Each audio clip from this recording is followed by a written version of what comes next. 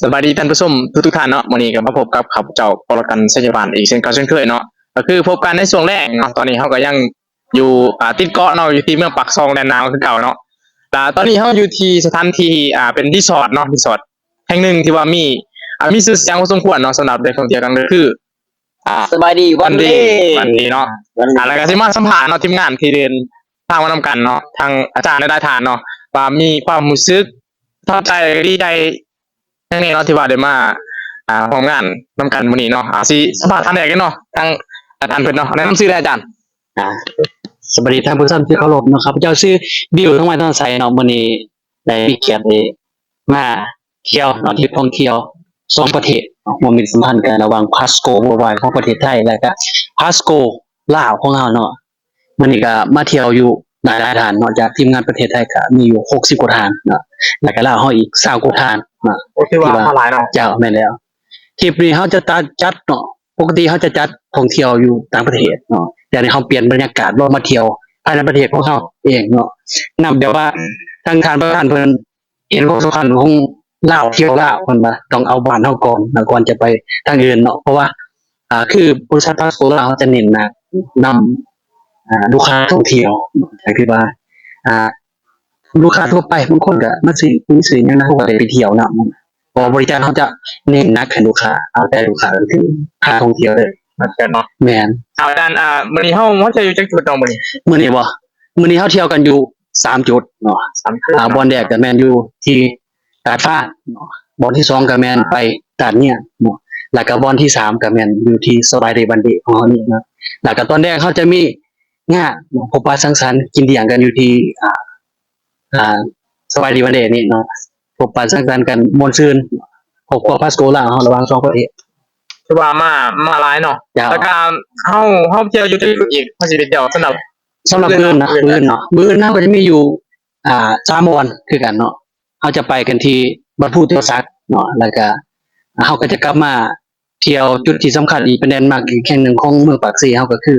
วัดผู้สะเหลาเนาะนอกจากนั้นเฮาก็จะไปบ้านหลวงเนาะจะเที่ยวเนาะคือว่ามาเที่ยวครั้งนี้คือทั้งประเทศเพื่อนบ้านเนาะที่ไทยเนาะแม่นแล้วสิเที่ยวหลายจุดเนาะโดยเฉพาะเป็นจุดที่ฝนเด่นเนาะของภาคใต้ก็จะเป็นวัดผู้สิเนาะที่ว่ามื้ออื่นเฮาสิพาเพิ่นเดินทางไปเนาะแม่นแล้วโอเคอาจารย์จะ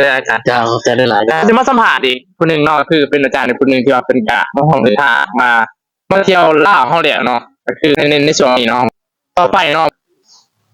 ตอนนี้เขาก็สิมาสัมภาษณ์อีกอาจารย์นึงเนาะที่ว่าเพิ่นก็เดินทางมาหลังจากเขาเที่ยวลาวแหละเนาะเพราะว่าเมื่อกี้นี่ก็สัมภาษณ์อีกท่านนึงเนาะเขามีแผนสำหรับการท่องเที่ยวไปเที่ยวไสแหน่อีกเนาะอาจารย์สวัสดีแนะนำชื่ออาจารย์ก็คือเป็นที่พิเศษเนาะเพราะว่าตอนรับพี่น้องทั้งฝั่งไทยที่เดินทางมาเที่ยวประมาณ50กว่าคนคือ2รถบัสเนาะที่มาเที่ยวประเทศลาวเฮาเนาะก็คือทั้งบริษัทพาสโกลาวยินดีต้อนรับเนาะก็คือ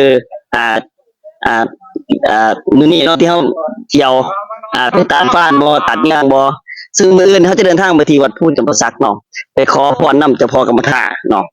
ผู้ใดบ่มีสู่มีแฟนก็ไปขอได้อาจารย์บ่อยากได้ก็ไปขอได้เนาะเพิ่นสิมีอันนี้เกิดว่าเป็นสิ่งศักดิ์สิทธิ์เนาะประจำวัดผู้แขวงจำปาสักเฮาถือว่าเป็นจุดสำคัญเลยเพราะเป็นเมืองวันโลกเนาะแม่นๆโดยเฉพาะพี่น้องทั้งฝั่งไทยมาเนาะมาก็ไปขอพรได้เลยเนาะซึ่งอยู่สถานที่นั้นเป็นสิ่งศักดิ์สิทธิ์ของเมืองจำปาสักครับเนาะแล้วก็หลังจากที่ว่าเฮาจบคลิปนี้เนาะที่ว่าทางฝั่งประเทศไทยเนาะเพิ่นมาเยือนแล้วเฮามีแผนหรือว่าท่องเที่ยวอยู่บนไหนอีกอาจารย์ฝากทางตามชมก็คือจุดหลักเลยดูตัวเมืองปากเสก็คืออยู่ที่ภูสะเหลาเนาะส่วนแรกๆเฮาสิขึ้นไปชมบรรยากาศวิวงามๆและที่สำคัญเฮาจะมีปาร์ตี้อีกอยู่ที่เฮือแพคำฟอกเนาะก็คือมีทั้งพี่น้องฝั่งไทยและก็ฝั่งลาวมาร่วมนำกันสนุกสนานมีจับรางวัลโดยเฉพาะเนาะลงแพเนาะทางบอสใหญ่เพิ่นใจดีเนาะกับทะลองเพิ่นมีเกินว่ารางวัลเป็นเจ้าสลากเนาะตัวทีมงานพาสโกลาวกับพาสโกไทยเฮาว่ามีแนวสนใจหลายเนาะมีม่วนอีกกันบ่มีม่วนหลายสุดท้ายเนาะสุดท้ายเนี่ยให้ทางอาจารย์ฝากก็สำหรับพี่น้องอยู่ฝั่งไทยหรือว่าอยู่ในลาวเฮาแลกมาเที่ยวเนาะก็คือยินดีต้อนรับเนาะทั้งพี่น้องฝั่งไทยเนาะที่มาเที่ยวที่ประเทศลาวหรือว่าทั้งลาวเฮาเนาะก็ยินดีต้อนรับทีมไปเที่ยวประเทศไทยเพราะว่าทั้ง2เนาะทั้งลาวทั้งไทยเฮาอาจจะพากันไปเที่ยวก็คือสิ้นเดือนนี้ ประมาณวันที่27เขาจะเดินทางไปที่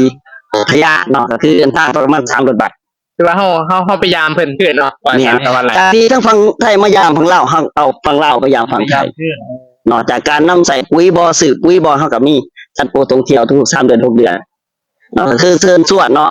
บรรดาสมาชิกเนาะพ่อค้าเซาขายหรือว่าเป็นตัวแทนเนาะท่านใดที่ต้องการอยากมาเที่ยวกับโปรโมชั่นดีๆกับบริษัทพัดกว่าลาวก็ยินดีต้อนรับเนาะสำหรับทริปนี้ก็จบเพียงเท่านี้เนาะ คือว่ามื้ออื่นเนาะ มื้ออื่นพบกันใหม่ ที่วัดพุทธมศักดิ์บายอีกก็อยู่วัดพุทธสลาวแม่นบ่ แม่น วัดพุทธสลาวแล้วก็อยู่หลายจุดเนาะนี่มันปากเซ่เข้าใจได้ทุกท่านเนาะ